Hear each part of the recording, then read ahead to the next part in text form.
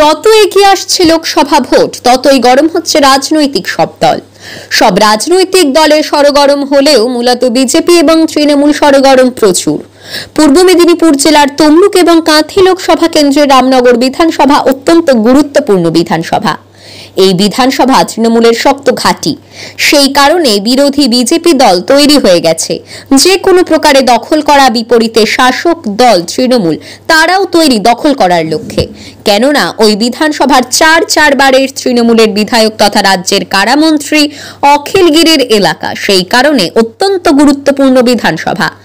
আবার রাজ্যের বিরোধী দলের দলনেতা শুভেন্দু অধিকারীর গড় কাঁথিতে, সেই কারণে রামনগর পাখির চোখ। বিরোধী দলনেতার যতই চাই বলুক, তা যে কোনো কিছু কাজ হবে না তা জানিয়ে দেন রামনগর 2 নম্বর পঞ্চায়েত সমিতির সভাপতি অনুপ গিরি।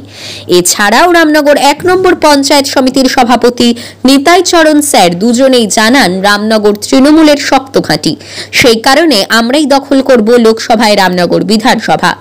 প্রচুর পরিমাণে ভোটের মার্জিন দেবে বলে ওনারা জানান।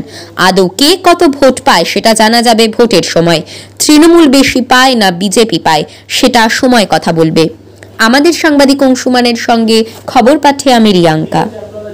আমাদের মন্ত্রী সম্মানিত শ্রী অখিল গিরি মহোদয়, তার প্রচেষ্টা হচ্ছে প্রতিনিয়ত তিনি কিন্তু মানুষের সঙ্গে সাধন করেন এবং প্রতিনিয়ত মানুষের সঙ্গে প্রতিটি মহকুমা কেন জেলায় প্রতিটি মানুষের সঙ্গে যোগ সাধন আছে তার, এবং তাকে সামনে রেখে এবং আমরা সবাই মিলে আমাদের কাঁথি লোকসভা কেন্দ্রে 1,02,000 ভোটে এগিয়ে আছে এবং যে সমস্ত বিধানসভা একটু পিছিয়ে গেছে বা বিভিন্ন অঞ্চলে একটু পিছিয়ে গেছে, সে পিছিয়ে যাওয়া অঞ্চলগুলিকে আমরা যাতে মানুষকে পরিষেবার মাধ্যম দিয়ে স্বতঃস্ফূর্তভাবে তাকে আমাদের অনুকূলে যাতে লোকসভায় ভোট দেয় তার জন্য আমরা কিন্তু প্রচেষ্টা চালিয়ে গেছে।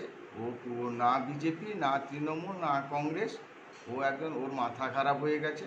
আগামী লোকসভায় বুঝতে পারবে যে মমতা বন্দ্যোপাধ্যায়ের শক্তি কতটা, তৃণমূলের মাটি কী আছে, সেটা আমরা প্রমাণ বিধানসভায় করেছি, লোকসভায়ও প্রমাণ করব। অন্তত কাঁথিতে 2 লাখ ভোটে আমরা এখানে জিতছি।